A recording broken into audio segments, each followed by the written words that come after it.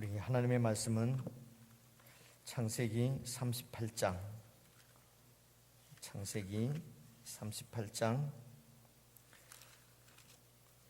25절, 26절 두 절만 우리 같이 읽겠습니다. 창세기 38장 25절, 26절 두 절을 함께 읽겠습니다. 시작. 여인이 끌려 나갈 때에 보내어 시부에게 이르되 이 물건 임자로 말미암아 잉태하였나이다. 청컨대 보소서 이 도장과 그 끈과 지팡이가 네 것이니까 한지라. 유다가 그것들을 알아보고 가로되 그는 나보다 옳도다. 내가 그를 내 아들 셀라에게 주지 아니하였음이로다 하고 다시는 그를 가까이 하지 아니하였더라. 25절 26절 이제 유다 얘기인데요. 우리 또 수요일 저녁에 나온 우리 지체들끼리도 인사 한번 나누십시다. 평안하셨습니까? 앞뒤 좌우로. 이래 보니까 오실 분들은 다 오셨다, 그죠? 감사합니다. 오늘 이 25절, 26절 보시면은요, 25절에 여인이 끌려 나갈 때라는데 이 끌려 나가는 여인 이름이 뭐지요? 다말이거든요. 다말입니다. 이 다말이 왜 끌려 나가냐 그러면은 남편이 죽었는데 지금 과부인데 애를 가진 거예요. 애를 가져서 그래서 그 시아버지가 이런 몹쓸 있나 이러면서 불태워 죽여라. 옛날에는 불을 태워 죽이나 봅니다. 이제 불태워 죽이라고 해서 끌려 나가는데 이 물건 임자로 말미암아 내가 잉태를 했습니다. 그리고 유다가 그것을 자기 것인 줄 알아보고 가로되 내가 속았구나.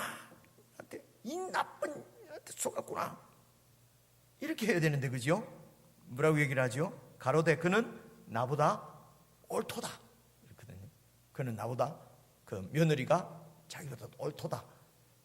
그래서 우리가 이 지금 다말 이야기를 들으면은 이게 어떻게 성경에 좀 지저분한 이야기가 이렇게 기록이 되어 있어가지고 그래서 이런 지저분한 인간을 구원하시려고 예수님께서 이 지저분한 인간들 핏줄로 오셨다. 이렇게 해도 말은 되는데 그러면은 옳다 하면 안 되잖아요, 그죠? 옳다 이렇게 하면 안 된다. 그래서 미리 말씀을 드리면은 이렇게 이해를 하시면 좋겠습니다.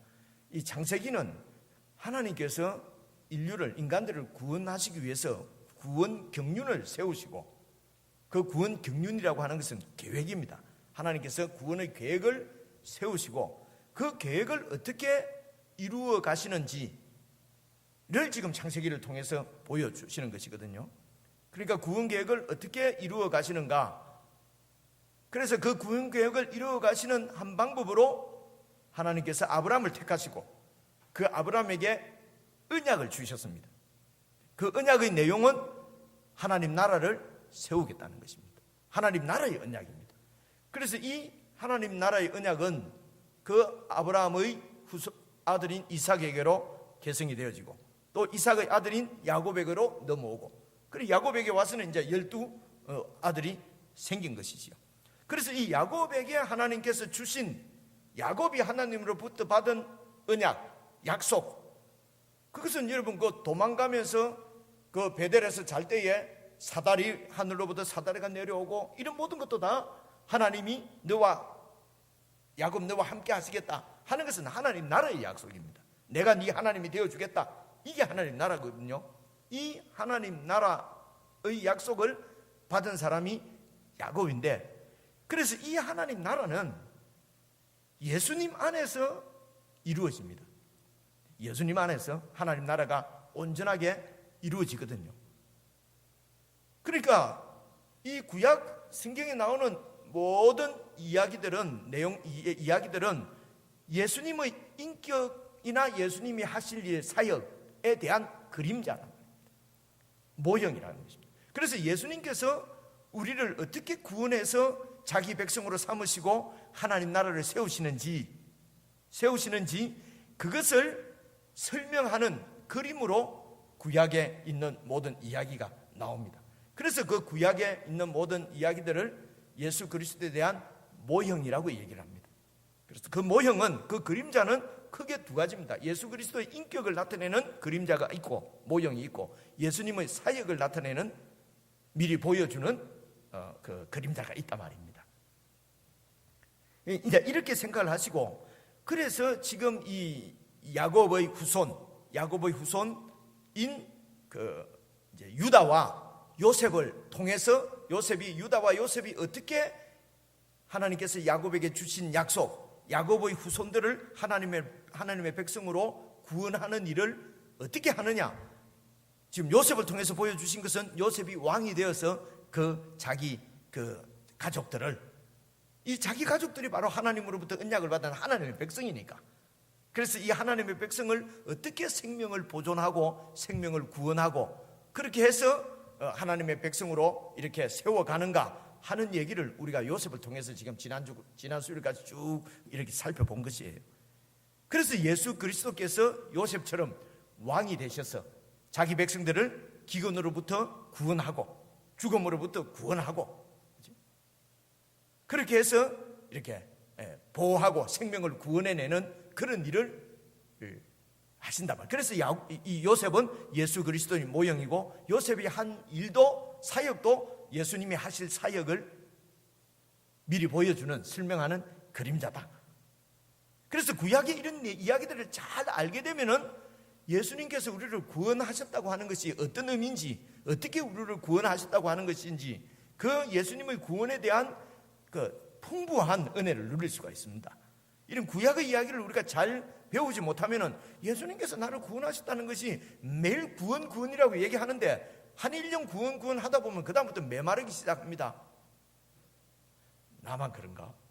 그죠? 그러니까 한 10년 지나고 나면은 예수님이 구원했다는 것이 별로 그래가지고 처음 예수님 믿고 막 구원받고 막 이렇게 좋아하는 지체들 보면 처음에는 다 저러는 거지 니도 조금만 있어봐라. 이런 냉소적인 마음들이 우리 가운데 생기고 그렇게 되거든요. 그래서 이 예수님의 구원이 그냥 예수님께서 나를 구원하셨다 한두 마디로 그냥 다 설명이 될 것 같으면은 구약 성경에 이렇게 두꺼운 성경이 있을 리가 없죠. 그렇죠? 그래서 이제 구약에 있는 모든 이야기들도 오늘도 잘 보시면은 지금 이 유다 이야기가 38장에 딱 나오는데, 내용을 여러분 38장 1절부터 오늘은 그냥 읽습니다. 쭉 읽어보시면은 여러분 알고 있는 내용도 있을 텐데, 이렇게 정리를 좀, 그냥 유다와 요셉 얘기가 아니고 유다 이야기, 유다와 다말하면 에이 그 시아버지하고 며느리하고, 미안합니다, 우리끼리 얘기하면은 시아버지하고 나네 이런 더러운 인간을 구원하러 오셨다, 이 정도로 그냥 우리가 이렇게 생각하고 말거든요. 그래서 1절부터 여러분 한번 봐보십시오. 38장 1절. 그 후에 유다가 자기 형제에게서, 자기 형제들이 살고 있는 가나안 땅에서 형제들로부터 내려가서 아둘람 사람, 이는 가나안 사람입니다, 히라에게로 나아가니라. 그래서 그 후에, 어느 후에냐면요, 그 앞에 보면은 37장에 동생 요셉을 팔아먹고, 그래서 동생 요셉은 어디로 내려갑니까? 잡혀가지고 팔려가지고 어디로 내려가죠? 애굽으로 내려가고, 그 후에 유다는 동생 팔아먹고 그 다음에 어디로 내려갑니까? 저 아둘람 사람 가나안 땅으로. 그게 내나 가나안 땅이지만은 가나안 사람들이 가나안 족속에게로 내려간단 말입니다. 약속의 자손인 형제들을 떠나서 가나안 족속들에게로 내려갑니다. 그리고 2절 보십시오. 유다가 거기로 가서 가나안 사람 수아라고 하는 자의 딸을 보고 그 딸을 취해서 결혼을 합니다. 이때 유다 나이는 아마 그 요셉이 17살 때 팔려갔으니까 나이 차들이 그렇게 많이 나지 않습니다. 4명이 막 낳았기 때문에. 그렇죠? 그래서 한 10살 많다고 해도 27이고, 그죠? 한 7, 8세 많으면은 20한 5, 6세 되었을 것입니다. 그래서 이제 그 가나안 여인하고 결혼을 했어요. 2절에 결혼을 했습니다. 유다가. 3절 보십시오. 그 상태에서 첫 아들을 낳았는데 그 아들 이름이 엘입니다. 4절에 보니까 둘째 아들을 낳았는데 이름이 오난이에요. 셋째, 또 5절에 보니까 셋째 아들을 낳았는데 그 애 이름은 셀라예요. 그러니까 지금 3절, 4절, 5절 사이에 25절 사이에 지금 한 5, 6년 흘러버린 거죠. 그죠? 그래서 그 5, 6년을 유다가 어떻게 살았는가 하는 것은 중요한 게 아니니까 이 성경에서 지금 말하려고 하는 것 기록이 없어요. 그냥 애를 셋 낳았다. 셋 낳았는데 6절 보십시오. 유다가 이제 장자 엘을 위해서 아내를 취하니 그 이름은 다말이더라. 그래서 이제 이 장자 엘이 또 쭉 커가지고 한 20살 되는 모양이죠. 그래서 이제 며느리를 봤다는 것입니다. 벌써 한 20년 흐른 것 같아요. 3절에서 6절 사이가 한 20년 흘렀습니다. 그 얘기 하려고 합니다. 그래서 다말이더라. 그런데 7절 이 유다의 장자 엘이 여호와 목전에 악함으로 여호와께서 그를 죽였어요. 여호와께서 악하기 때문에 죽인 이것을 보니까 얼마나 어떻게 악했는지는 지금 잘 모르겠어요. 잘 모르겠는데 어쨌든 인간들이 다 악하지만은 하나님께서는 이 애를 바로 심판해서 죽일 정도로 아마 악했는 모양입니다. 짐작컨대 이제 유다가 아버지로부터 계속 그 하나님 나라에 대한 약속의 이야기는 들었을 거 아니겠습니까? 그리고 우리는 특별히 우리 할아버지가 하나님의 택함을 받은 그리고 하나님의 약속을 받은 그런 족속이란다. 그러면서 특별히 그때는 장자를 통해서 다 이렇게 이 집안의 그 씨가 장자를 통해서 대가 계승이 되니까 그러니까 장자 엘에게 특별히 또 이 하나님에 대해서 이렇게 많이 설명을 하거나 또 어떤 부담을 주었을 것 같아요. 우리가 아버지라도 그래 안 했겠습니까? 그죠? 그런데 이제 엘이 쭉 크면서 살고 있는 것은 그 가나안 그 약속의 땅 자기 그 족속들이 사는 것이 아니고 지금 가나안 사람들이 살고 있는 곳에서 한 20년 살은 거죠. 그러면은 삶하고 아버지가 얘기해 주는 그런 그 하나님에 대한 그런 그 이야기 이런 것들이 이제 오늘 우리로 치면은 이게 뭐가 잘 안 맞으니까 아마 어쩌면은 그 유다가 전해주는 하나님을 아주 무시하는 발언을 하고 아주 하나님이 있으면 뭐 이꼬라지냐 뭐 이렇게 하나님에 대해서 아주 대적하는 그런 그래서 성경에 여러분 그 열왕기하를 쭉 읽어보면은 하나님 보시기에 악하다는 것은 무슨 못된 짓을 했다는 얘기가 아니에요. 하나님과의 관계가 깨어지고 하나님과의 관계가 바르지 못할 때에 하나님은 악하다고 여호와 보시기에 악하다. 인간적으로 보면 그 왕들이 정치를 잘하고 그렇죠? 그 나라를 부강하게 만들고 정치를 잘한 사람도 있어요. 그런데 그 사람들 정치는 잘했는지 모르겠는데 하나님 보시기에는 여호와 보시기에는 악하다 이렇게 평가하는 것이 우리 열왕기하 지금 묵상을 해보면 계속 나오잖아요. 안 나온다고 좀 해주세요. 그죠? 그러니까 여호와 보시기에 악하다는 얘기는 뭐 못된 짓을 했다기보다도 하나님과의 관계가 완전히 틀어져 있다는 것입니다. 관계가 바로 되어 있지 않다는 것은 하나님은 왕이시고 창조주시고 주인이신데 그리고 우리는 그분의 백성이고 종이고 그죠? 그분의 피조물이란 말입니다. 그런데 피조물이 종이 백성이 왕이요 창조주인 하나님을 무시하고 내가 왕자리에 올랐어. 내가 멋대로 하고 내 판단대로 하고 내 좋은 대로 하고 내 기분대로 하고 이것이 여호와 보시기에는 악한 거지요. 나는 뭐 별로 죄도 안 짓고 지었는 죄는 또 뭐 별로 안 지었는데 이런 얘기 많이 듣지 않습니까? 그죠? 그러니까 그렇게 말하는 난 법 없어서 산다 하는 사람일수록 하나님과의 관계는 완전히 틀어져 있습니다. 하나님을 전혀 뭐 인정 안 하니까요. 그게 여호와 보시기에 악한 거지요. 어쨌든 이 엘이 어떤 연유에서인지 모르지만은 여호와께서 보시기에 악해서 이렇게 죽여버렸습니다. 이 말은 지금 유다의 신앙이 아주 아버지 유다의 신앙 자체가 그 가정의 신앙이 아주 그 엉망이 되어 있다는 것을 보여주는 거지요. 그렇죠? 그래서 엘이 죽었어요. 죽으니까 8절 보십시오. 유다가 오난에게 이르되 이제 그 동생입니다. 오난에게 이르되 내 형수에게로 들어가서 남편의 아우의 본분을 행하여 네 형을 위하여 씨가 있게 하라. 오늘날 이런 관점으로 이렇게 보면은 뭐 이게 무슨 말이야? 이러면 안 되고요. 그 당시에는 이 장자를 통해서 이제 이렇게 대가 이어지는데 설명 약하겠습니다. 제가 말입니다. 딸만 둘이거든요. 딸만 둘인데 지금은 뭐 딸이 뭐 아들보다 뭐 좋다느니 뭐 이래서 하는데 저도 제 딸이 너무 좋고요. 근데 어쨌든 그 37, 8년 전 이때 이제 제가 딸을 낳으니까 그 우리 장모님이랑 우리 주위에 너무 슬퍼하더라고요. 그래서 그때만 해도 하나하나 잘 기르자, 뭐 잘 기른 딸, 뭐 열아들 부럽지 않다, 막 이럴 때니까.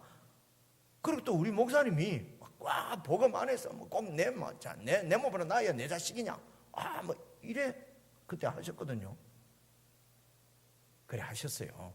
그러니까 순진한 우리 또 이 믿음의 이 백성들이 그렇지 뭐 꼭 내 몸으로 낳아야 되나?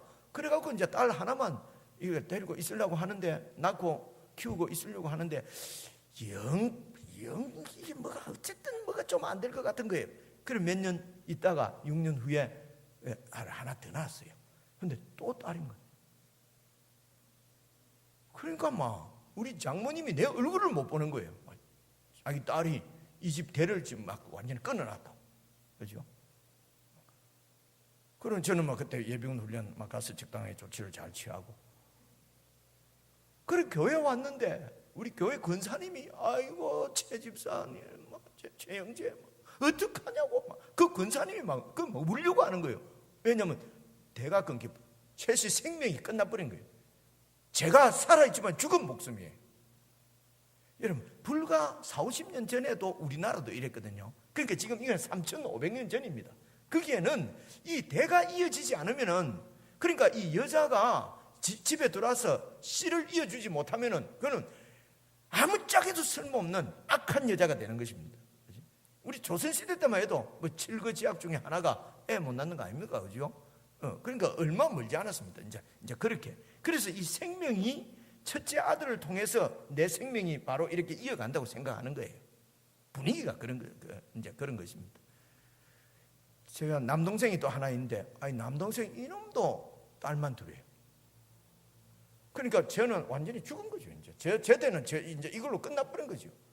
제 대가 끝난 게 아니고 우리 아버지 대는 이미 끝나버렸습니다. 그죠? 그 최씨, 넌 이미 정친 거죠. 그러니까 이름이 이어지지 못하고 생명이 이어지지 못하고 끝나버리는 것이니까, 이게 아들을 못 낳는 것은, 장자가 아들을 못 낳는 것은 큰 일이었습니다. 그래서 그 당시에 고대 근동에 이제 그런 풍습이 있었답니다. 장자가 애를 못 낳고 후손을 못 낳고 아들을 못 낳고 죽으면은 동생이 형수를 취해서, 그렇게 해서 이 애를 낳아서 형의 이 씨를 대를 이어주도록, 동생이 애 없이 죽으면 둘째 셋째는 그래 죽어도 관계없습니다. 첫째가 후손이 없이 죽으면은 동생이 들어가서 이렇게 애를 낳아주도록. 그래서 이것을 수혼법, 이제 우리 이제 신학교에서 배울 때는 수혼법, 취수법 이런 한국 말로 그 수혼법이라는 건요, 숫자가 형수 숫자입니다. 혼자는 혼인 혼자고, 그리고 형수하고 결혼하는 법. 취수법, 이거는 형수를 취하는 법, 이렇게 여러 가지로 얘기를 해요. 그리고 그 당시에는 그런 이제 그만큼 이렇게 형제의 완전히 슬픔, 죽음이죠. 형제를 살려주는 일, 형제를 도와주는 일, 대를 이어주는 일, 유다의 생명을 이어주는 일이 그만큼 중요했던 모양이에요. 그래서 이제 동생 오남 보고 들어가서 네 동생의 본분을 다 해라. 형수에게로 들어가서 형을 위해서 아들을 낳아라. 씨가 있게 하라. 9절 보십시오. 오난이 그렇게 하면은 그 씨가, 그 아들이 자기 것이 되지 않을 줄 알기 때문에 뭐하라고 형님 좋은 일 해줘, 이제 이런 얘기지요. 그죠? 그래서 알기 때문에 형수에게 들어갔을 때에 형에게 아들을 얻게 아니하려고 땅에다가 설정해. 오늘 저녁에는 얘기하기가 조금 낫네요. 그래도 오전에는 내만 남자고 다 말하기가 억수로 어색한 거예요, 이게. 그래서 낮에는 얘기 안 해도 저녁에 이제 제가 이제 여기서 이제 오나니즘이니 영어로 이런 것이 여기서 성경에서 나온 얘기예요. 괜히 모르는 분들한테 제가 또 영어 알려주려고 그랬네, 그죠? 그래서 형에게 아들을 얻게 않으려고 죽은 형의 그 씨로 이렇게, 그래서 아버지의 대를 이렇게 이어주시게 안 하려고. 왜 그렇습니까? 자기 아들, 자기 씨가 안 되고 괜히 너무 좋게 해줄 필요가 뭐 있냐? 남이 아닌데 말입니다. 그죠? 한 지체고 한 공동체인데 남 좋게 해줄 일이 뭐 있냐? 이러면서 내 중심적이죠. 그죠? 이것이 10절 보십시오. 그 일이 여호와 목전에 악함으로 여호와께서 그 오난도 죽이시니. 그러니까 유다의 후손은 지금 없는 거예요. 그렇죠? 이어지는 후손이 지금 없단 말입니다. 그래서 11절 유다가 그 며느리 다말에게 이르되 수절하고 네 아비 집에 있어서 친정에 돌아가서 내 아들, 이제 셋째 아들 셀라가 장성하기를 기다리라 하니 속마음은 뭐냐? 셀라도 그 형들과 같이 죽을까 염려함이라. 그러니까 어디서 이 팔자 센 여자가 들어와가지고 내 아들 다 잡아먹는다는 거지. 그래서 첫째 잡아먹고 둘째도 잡아먹었는데 이 셋째도 주면은 아들로 이렇게 셋째를 또 형수한테 이렇게 주게 되면은 셋째도 죽을까 봤어. 그래서 이제 핑계 대기를 잘하면은 이렇게 결혼시켜 줄 테니까 친정에 가서 수절하고 있어라. 그죠? 정조를 지키고 있어라. 그리고 이제 12절 보니까 얼마 후에 유다의 아내가 죽었어요. 세월이 얼마 후가 아니고 세월이 많이 지난 거죠. 그죠? 세월이 많이 지나서 이제 집에 유다의 아내가 죽어서, 그래서 12절에 보니까 유다가 위로를 받은 후에, 위로를 받았단 말은 이제 초상을 다 치르고 아이고 안 됐습니다. 아이고 어쩌면 이제 위로를 다 받은 후에 그 친구 아둘람 사람 히라와 함께 딥나로 올라갔는데, 왜 갔냐면은 자기 양털을 깎는 자에게 이르렀더니, 그러니까 그때 이 유다가 부자였어요. 그러니까 양이 많이 있는 거예요. 그러면 이제 양을 치는 목동들이 있을 거 아닙니까? 그러면 이제 양이 어느 정도 자라면은 이제 양털이 길게 되면 양털을 깎는 날, 이 말은 농사로 치면은 추수하는 날이에요. 추수하는 날. 그래서 유목민들은 양털 깎는 날에는 그 동네 잔치를 한답니다. 추수하면은 왜 추수잔치 하잖아요. 그래서 이제 양털을 깎으러 갔다는 것은 이제 딥나로 그렇게 이제 양털을 깎아서 이제 수입을 얻으러 이제 추수하러 이렇게 갔는데, 13절 혹이 어떤 사람이 다말에게 말하기를 네 시아버지가 양털을 깎으려고, 자기 양털을 깎으려고 딥나에 왔다 하는 얘기를 이제 다말에게 전해줬어요. 아마 다말의 친정이 이 딥나 근처였던 모양이에요. 그래서 14절 보십시오. 그 다말이 과부의 의복을 벗고 면박으로 얼굴을 가리고 몸을 휩싸고 딥나 길 곁 에나임 문에 딱 앉으니, 그러니까 창녀처럼 변장을 해가지고 이제 그 길목에 앉았다. 이는 셀라가 장성했는데 셋째 둘째 도련님이 다 컸는데도 자기를 그의 아내로 이렇게 주지 않는 것 때문에, 그래서 15절 그가 얼굴을 가리었으므로 유다가 다말을 보고 창녀로 여겨서 길 곁으로 그에게 나아가 가로되 청컨대 나로 네게 들어가게 하라. 그래 하루 내가 자야 되겠다 하니 그 며느리인 줄 자부인 줄 알지 못하였습니다. 그러니까 이 자부 며느리가 그래 그러면 당신이 무엇을 주고 내게 들어오느냐, 간단히 말하면 화대를 얼마나 줄 것이냐 물어봤단 말이죠. 그러니까 17절 유다가 가로되 내가 내 가축 떼에서 염소 새끼를 주리라. 그러니까 다말이 가로되 당신이 그것을 줄 때까지 약조물 담보를 달라. 어떻게 알고 그 담보를 미리 내가 받아야 되겠다. 그러니까 가로되 무슨 약조물을 네게 주랴. 그가 가로되 당신의 도장과 끈과 지팡이를 달라. 그러니까 이 지팡이, 도장과 끈과 지팡이는 바로 유다의 정체, 유다를 나타내는 거지요. 그죠? 바로 유다의 정체가 바로 이 이 지팡이와 끈과 도장이 있는 거예요. 바로 이가 바로 유다입니다. 이것을 보면 유다인 줄 알아요. 그렇게 해서 그에게 그것을 주고 그에게로 들어갔더니 그가 유다로 말미암아 잉태하였더라. 이런 성경을 읽고 어째 한 번 했는데 애가 생겼는 거 이게 뭐 이야기가 이상하네. 이러면은 이건 논점을 빗나간 거예요. 그죠? 지금 그건 중요한 얘기가 아니고. 그래서 어쨌든 그래서 이 다말이 시아버지를 통해서 아기를 가졌어요. 그리고 그가 일어나 이제 떠나가서 면박을 벗고 과부의 의복을 도로 탁 입고 그래 있습니다. 그리고 그 다음날 유다가 그 친구 아둘람에게 부탁을 해서 염소 새끼 한 마리 주면서 그 창녀 있는 데 가서 내 물건 좀 찾아주라. 그래서 그 친구가 21절 그가 그곳 사람에게 물어 가로되 길곁 에나임에 있던 창녀가 어디 있냐? 암만 찾아도 없거든요. 그 동네 사람한테 물어보니까 그 동네 사람들이 말하기를 여기는 우리 동네는 창녀가 없습니다. 참 이상한 사람들 나 있네. 그래서 그가 유다에게로 돌아와서 그곳에 가니까 그 창녀가 없던데 그 동네는 창녀가 없단다야. 그러니까 23절 유다가 가로되 그로 그것을 그냥 가지게 두라. 막 그거 찾는다고 이러다가 우리가 도리어 부끄러움을 당하겠다. 그게 부끄러운 일인 줄은 아나 보네. 그죠? 그때도 그게 아마 부끄러운 일이었던 것 같아요. 그죠? 뭐 죽자마자 막 이렇게 막 하여튼 사나 자식들은 막 이렇습니다. 이게. 그죠? 그래 하나도 믿을 놈이 없어요. 남자는 못 믿습니다. 근데 그 남편 속에 있는 그리스도를 우리가 믿기 때문에 그래서 이 그리스도를 믿지 않는 남자들은요, 남편들은 참 이 와이프들이 진짜 불행합니다. 아무리 신실하게 보여도요,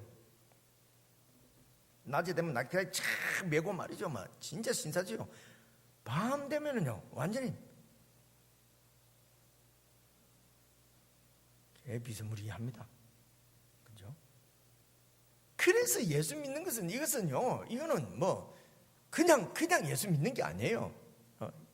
예수 믿는 것은 천하를 얻은 것이고 제일 수지 맞고 제일 복 받은 게 예수님 믿는 거라고 저는 그렇게 믿습니다. 믿음으로도 그렇고 실제적으로도 그렇습니다. 이름 보세요. 남자를 어떻게 믿어요? 그분 안에, 그 남자 안에 있는 그분 예수 그리스도를 우리가 믿기 때문에 그래서 남편도 믿고.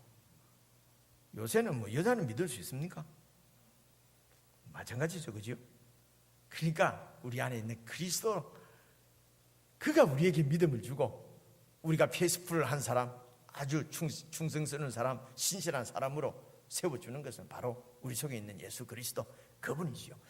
어쨌든 이 유다가 이제 부끄러움을 당할까봐 쉬쉬하고 그냥 우리가 염소 새끼 이렇게 값을 주려고 갔는데도 그 여인이 없었으니까 에이 그냥 막 도장 새로 파면 되고 지팡이도 한 개 사고 끈도 한 개 막 그냥 사지 막 조용히 해라. 그런데 24절 석 달쯤 지났습니다. 석 달쯤 지났는데 어떤 사람이 유다에게 말하기를 네 며느리가 좀 이상하다. 배가 자꾸 불러온다. 네 며느리가 행음을 했다. 행음을 하고 그래서 애를 가졌단다야. 유다가 가로되 그를 끌어내어 불살라. 그럼 뭔 때입니다. 불살라. 자기는 사람들이 이렇죠, 그죠? 자기는 그런 짓 해놓고 말이지. 그래서 이 사람들이 이 잣대가 말입니다. 율법이 다른 사람에게는 아주 엄격해요. 근데 내 자신에 대해서는 아주 관대합니다. 지체들이나 다른 사람이 뭐 어떻게 좀 잘못하면 막 그럴 수가 있냐? 그리고 내가 율법에 좀 걸리면은 뭐 사람이 뭐 살다 보면 그럴 수도 있지, 뭐 인생이 그럴 수도 있지. 남의 새끼가 하면 저런 정말 저기 인간이가 내 새끼가 그러면 요새 아들 뭐 다 그렇지 뭐 이런다. 이 사람도 그런 거예요. 이 사람도. 그래서 막 불살라 죽여라 하니까 그 여인이 끌려나가면 그 여인이 한 게 아닙니다. 그 여인이 끌려나가면서 이 물건 임자로 말미암아 내가 잉태했습니다. 유다가 그것을 알아보고 아이고 큰일 났구나 이러는 것이 아니고 뭐라고요? 그가 나보다 옳도다. 내가 그를 내 아들 셀라에게 주지 아니하였음이로다 하고 다시는 그를 가까이 하지 아니했더라. 그러니까 이런 얘기입니다. 이 다말은 지금 엘리멜렉이 아니고 자기 남편이 누구지?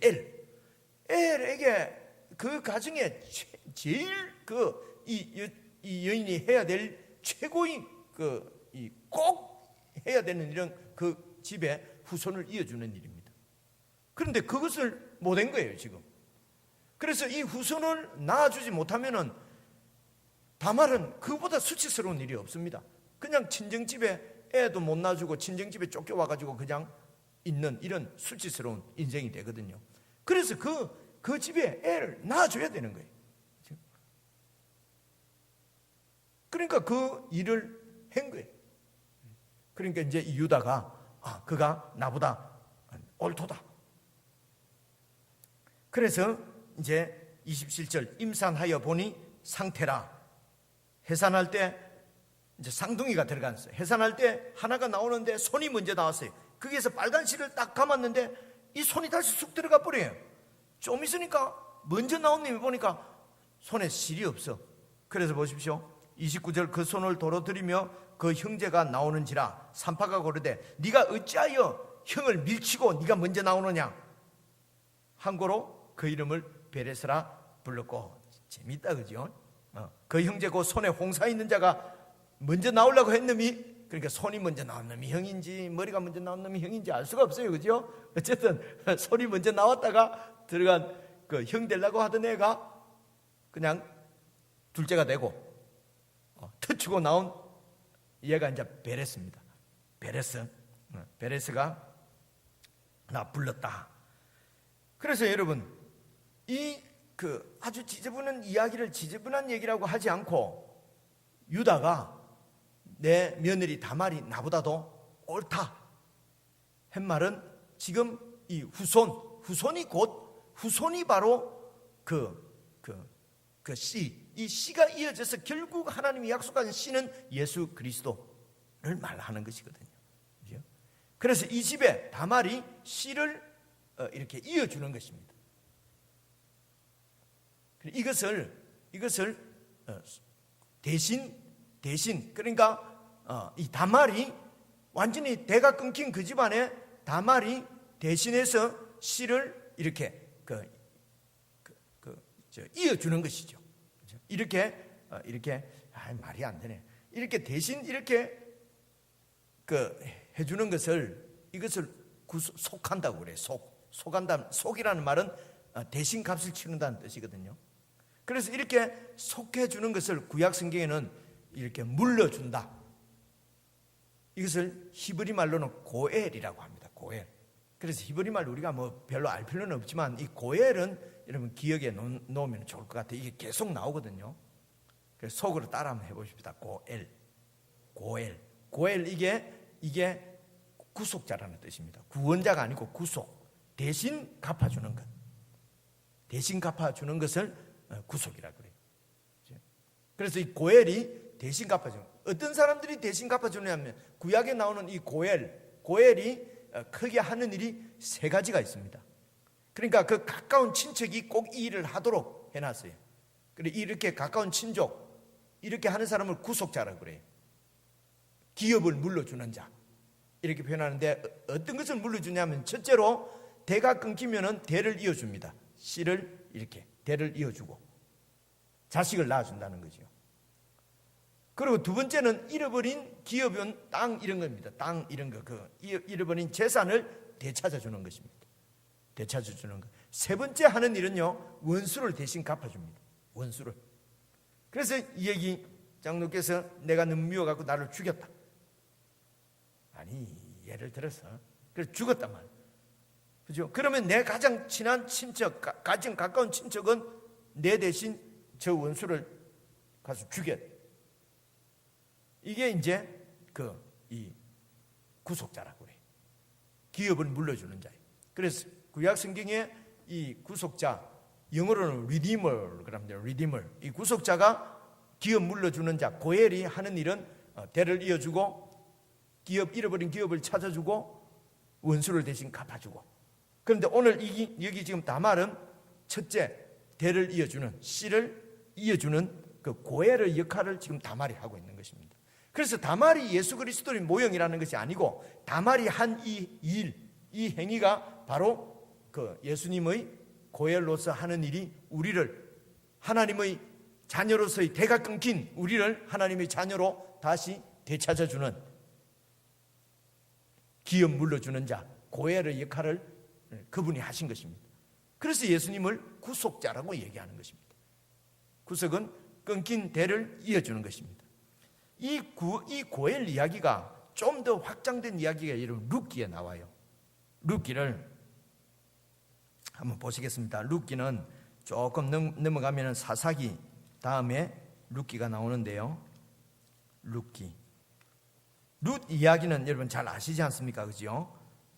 룻기는 조금 넘기면은 401페이지, 402페이지에 나오네요. 402페이지를 보시면은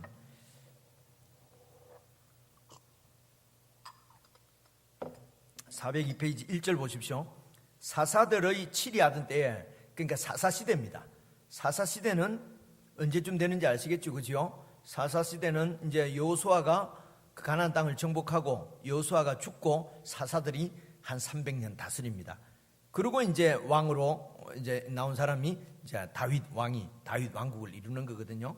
그러니까 다윗 왕 이전에 이제 사사들이 다스리는 그때에 유다 베들레헴에 흉년이 들었어요. 흉년이 들었는데 2절 보십시오. 엘리멜렉과 그 아내 이름이 나옴이고 그 두 아들 이름은 말론과 기론인데 이 엘리멜렉의 가족이 유다 베들레헴 에브라 사람들인데 그들이 모압 지방으로 들어갔어요. 그러니까 흉년 때문에 어떤 일이 있었는지는 모르겠는데 흉년 때문에, 그리고 뭐 무슨 일이 겹쳐가지고 자기 그 기업도 땅에서 이제 농사를 지어서 이렇게 먹는데 그 땅도 다 잃어버린 거지요, 이 엘리멜렉이. 그래서 그 베들레헴에서 살 수가 없어서 이제 모압 땅으로 이주를 한 거란 말입니다. 모압은 조금 비옥한 그 농사가 되는 데니까 먹고 살려고. 그러니까 이곳에서 가능하면 고향을 안 떠나고 싶지요. 그런데 고향에서 더 이상 살 수 없을 정도로 그렇게 그 기업도 땅도 다 잃어버리고, 그랬으니까 이제 모압 땅으로 이렇게 이주를 했는데, 그런데 3절에 보니까 그 모압 땅으로 가서 엘리멜렉도 죽고, 그래서 나오미와 그 아들 둘만 남았어요. 뭐 그래도 이제 애들이 크니까 장성하니까 장가를 보내야 되잖아요. 근데 모압 여자하고 이제 결혼을 시켰어요. 첫째 아들 와이프는 오르바시고 둘째 아들 며느리가 룻이에요. 룻인데, 근데 좀 지났는데 아들 둘도 다 그냥 죽어버렸어요. 아니 뭐 아들이 이렇게 연달아 죽는 수가 있나? 죽는 수도 있죠. 왜 죽었을까? 아마 하나는 안 걸렸고 하나는 뭐 안 죽었겠습니까? 그죠? 그때는 그런 게 없어서 그렇지. 어쨌든 뭐 아들 둘이 다 죽어버린 거예요. 그래서 6절 보십시오. 5절. 말론과 기론 두 사람이 다 죽고 그 여인은 두 아들과 남편 뒤에 남았더라. 그래서 나오미하고 이제 그 집에는 그냥 그 집 앞에 보면은 그냥 여자 고무신만 세 켤레 있는 거지요. 그죠? 이렇게 큰 가부, 작은 가부, 이래가지고 이제 있는데, 이제 6절 보니까 그 베들레헴에 하나님께서 근거하셔서 그곳에 다시 이제 풍년이 이제 들게 된 거예요. 그래서 이제 이들이 이제 돌아오려고, 고향으로 돌아오려고, 그래서 이제 돌아오려고 하면서 여러분 아시는 대로 두 며느리는 뭐 남편들도 없고, 그리고 친정은 모압이고, 그래서 친정으로 돌아가라고 그러니까 17절 보십시오. 17절 보니까 둘째 며느리가 룻이 어머니께서 죽으시는 곳에서 나도 죽어 거기 장사될 것이라. 만일 내가 죽는 일 외에 어머니와 떠나면은 여호와께서 내게 벌을 내리시고 더 내리시기를 원하나이다. 그래서 나오미가 룻이 자기를 따라오려는 결심이 확고한 줄 알고 이제 나오미를 데리고 이제 왔습니다. 2장 보십시오. 돌아와도 기업이 없으니까, 땅이 없으니까, 농사를 지을 수가 없으니까, 그러면 이제 기업이 없는 사람들을 위해서 이제 이 농사 짓는 사람들이 추수할 때에 좀 이렇게 야무지게 추수하면 안 되고 좀 슬슬 흘려 놓으면은 이제 이런 기업이 없는 가난한 사람들이 그 이삭을 주워 가지고, 그리고 이제 그 연명을 했단 말입니다. 그래서 2절 보시면은 모압 여인 룻이 시어머니 나오미에게 말하기를 나로 밭에 가게 하소서. 밭에 가서 누가에게 은혜를 잊게 되면은 좀 이렇게 이삭을 주워 올 수 있지 않겠습니까? 그러니까 나오미가 어떻게 하겠습니까? 먹고 살아야 되니까 그래 가서 좀 주워 오너라.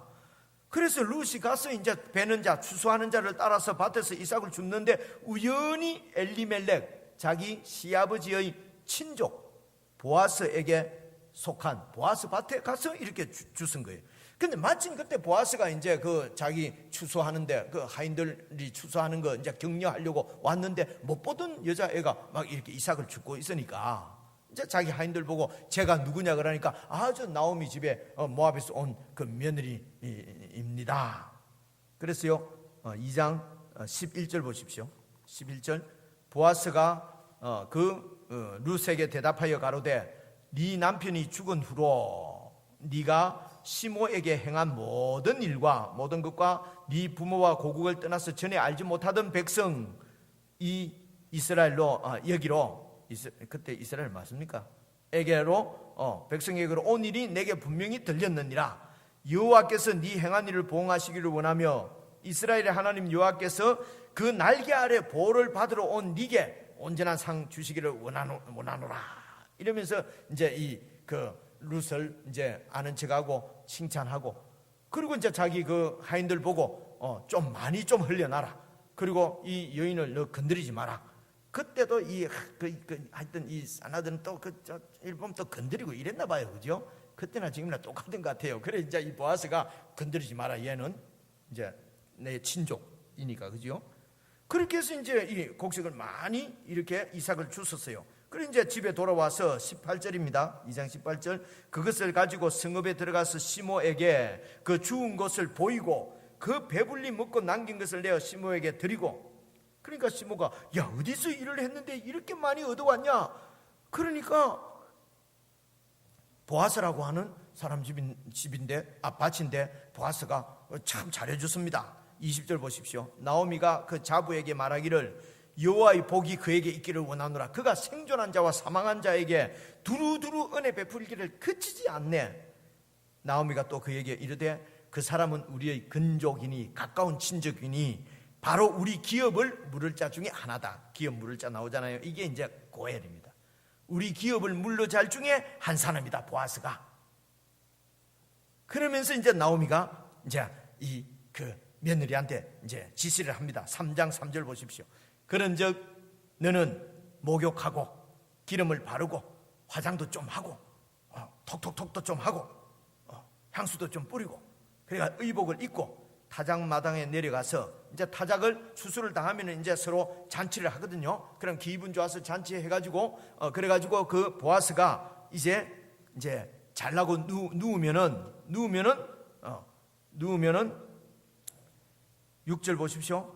그가 타작마당으로 내려가서 시어머니가 말한 대로 다 하니라. 보아스가 먹고 마시고 마음이 즐거워서 가서 노젓가리 곁에 눕는지라. 지금처럼 집에 방에 들어가서 자고 이래 안 하고 이제 노젓가리 그런 데서 잤나 봐요. 가서 눕는지라. 룻이 가만히 가서 그 발치 이불을 싹 들시고 거기 누웠더라. 시어머니가 가르쳐 준 대로. 이렇게 하는 것은요 프로포즈 하라는 겁니다.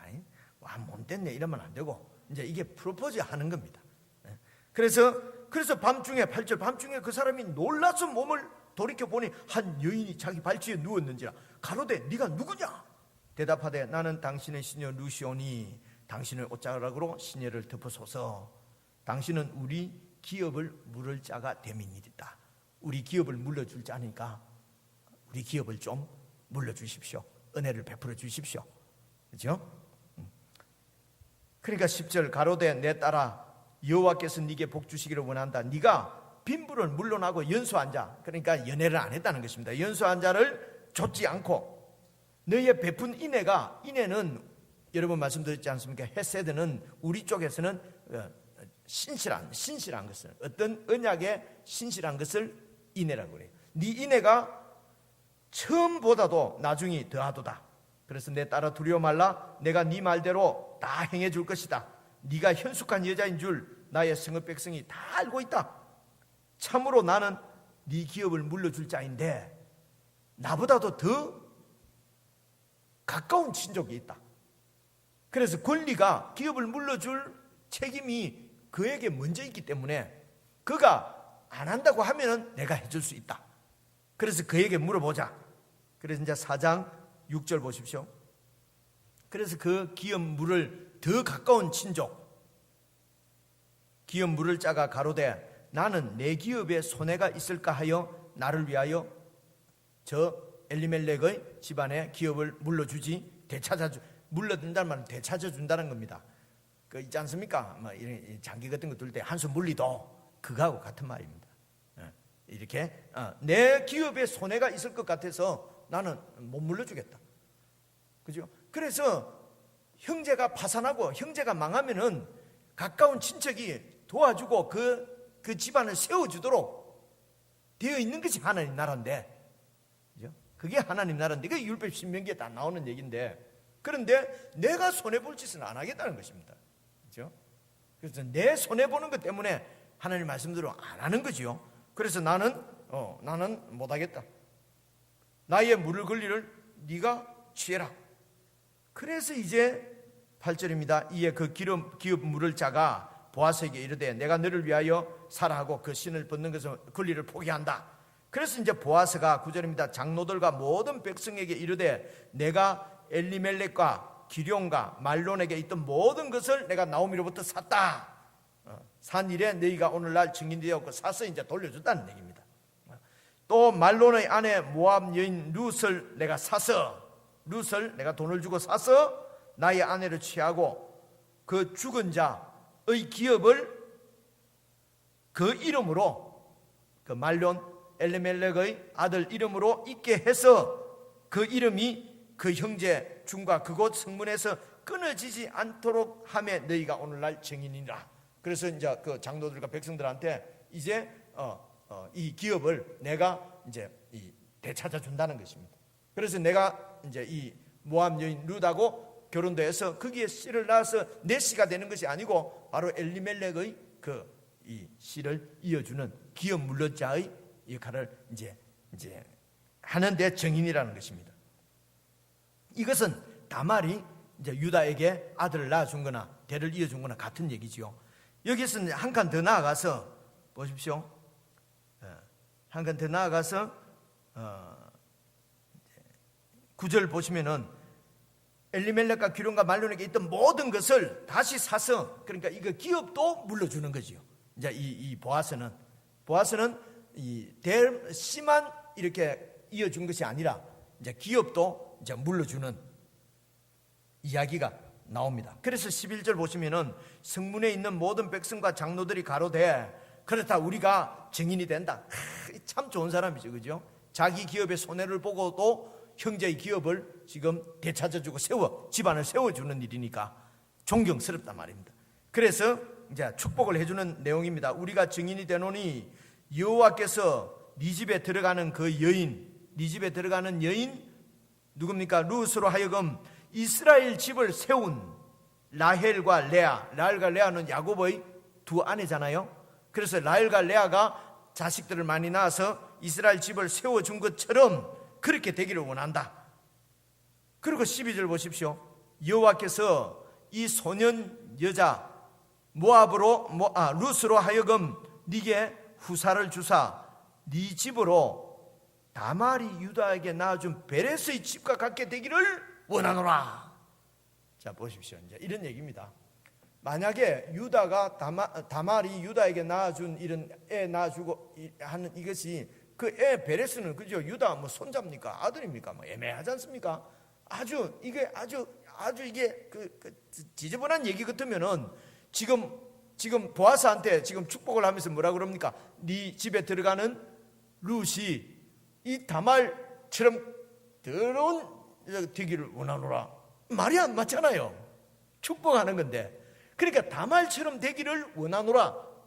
룻이, 이 말은 다말이 한 이 일이 더러운 얘기라는 거예요. 좋은 일이라는 거예요.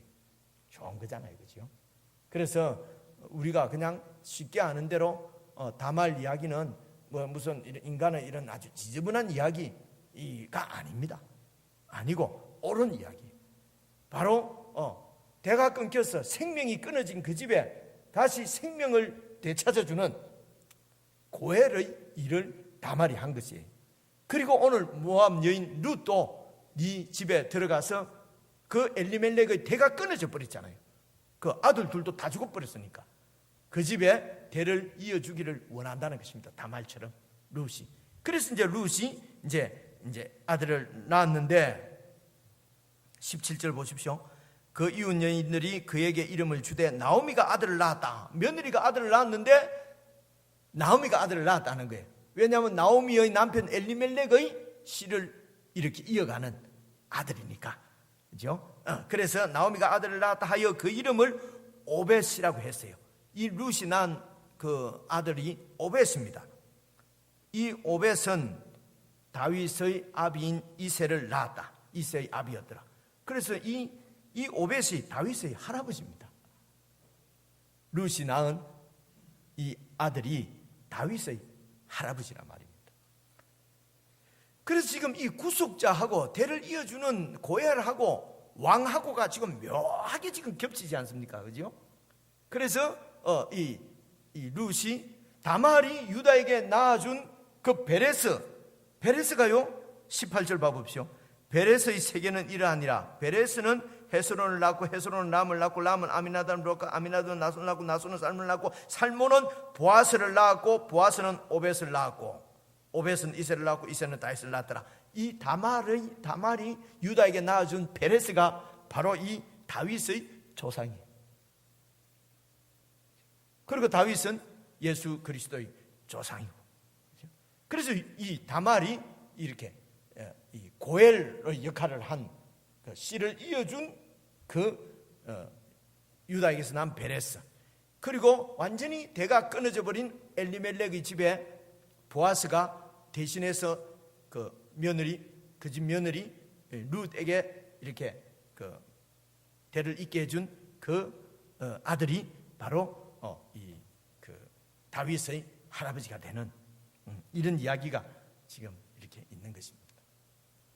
이 이야기도 바로 예수님께서 우리의 그 잃어버렸던, 완전히 끊어져 버렸던 하나님 자녀로서의 생명을 다시 되찾아줘서 하나님의 씨가 되게 하시고 우리를 그렇게 구원해 주시고, 그리고 우리의 잃어버린 기업 천국을 도로 예수님이 찾아가지고 우리에게 안겨주신 것입니다. 그래서 우리가 천국을 얻었다, 천국 백성이 되었다고 표현하는 것입니다. 그리고 우리의 원수 율법과 또 율법을 가지고 우리를 죄를 짓게 만들고 죄의 근세를 가지고 우리를 이 포로로 잡아서 결국은 사망으로 끌고 가는 이 악한 사탄을 예수님께서 완전히 처치하신 것이죠. 십자가에서 완전히 처치해서 우리에게는 이 원수 사망이 완전히, 우리에게서는 원수 사망이 죽었기 때문에 우리는 영원한 삶, 죽지 않고 영원한 삶을 누리게 되는 것입니다. 예수님께서 우리의 고엘이시라는 것입니다. 그리고 구속자라는 것입니다. 그리고 구원자보다도, 같은 말로 우리가 쓰지만은 구원자보다도 구속자가 사실은 구약성경 전체에서 품고 있는 그런 의미가 바로 우리를 이렇게 그 완전히 파산되어진 집안을 일으켜주는 분이 바로 우리 주 예수 그리스도십니다. 이렇게 은혜를 베풀었기 때문에 그 은혜를 입은 지금 이 유다의 가정이나 아니면은 지금 그 나오미의 가정, 뭡니까? 그 룻의 가정은 평생 그 보아스의 이 기업을 물려준 그 은혜 가운데서 살았을 것 아니겠습니까? 이 보아스가 유력한 자라고 그랬거든요. 보아스가 보여주는 것은 바로 예수 그리스도의 그림입니다. 보아스보다도 더 유력하신 분이 바로 우리 주 예수 그리스도십니다. 이 룻이 보아스의 그늘 안에서 평안과 안식과 기쁨을 누렸다면은 보아스보다도 더 유력하신 예수 그리스도 안에서 우리가 평안을 누리고 안식을 누리고 그 구속의 은혜를 누리는 것은, 그것은 뭐 두 번 말해서 무슨 두 번 말하면 잔소리지요. 그래서 이 예수님의 그늘 아래서 우리가 참 만족을 누리지 못한다면은 여러분 그것은 엄난한 것입니다. 예수님의 그늘 안에서 우리가 만족을 못 누리고 자꾸 세상에서 뭔가를 찾아다니는 것은 에이, 사람이 좀 뒤에 가면 믿음이 좀 더 잘하면 되지, 그런 것이 아니에요. 이것은 완전히 정조를 지키지 못하는 것입니다. 그렇죠? 그리고 그건 우리가 잘 몰라서 그래요. 예수님이 얼마나 유력하신 분인지, 예수님 안에는 아무런 부족함이 없는 것을 우리가 모르기 때문에 자꾸 세상을 기웃거리고 세상 힘을 찾아다니고 그렇게 하는 것이거든요. 그래서 이 구속의 은총을 입은 우리가 주님 오실 때까지 이 땅에서 해야 될 최고의 이 first priority는 예수님 안에서 우리의 정조를 지키는 것입니다. 그분 안에서 참 평안을 누리고 그분 안에서 만족하고 예수님의 그늘 안에서 살아가는 것이 우리에게 주어진 미션입니다. 우리에게 주어진 그 사명이란 말입니다. 다니면서 뭔가 큰 일을 이루는 것이 아닙니다. 예수님의 그늘 안에서 정말 온전한 평안과 안식을 누리는 저와 여러분 다 될 수 있기를 주님의 이름으로 부탁합니다. 기도하겠습니다.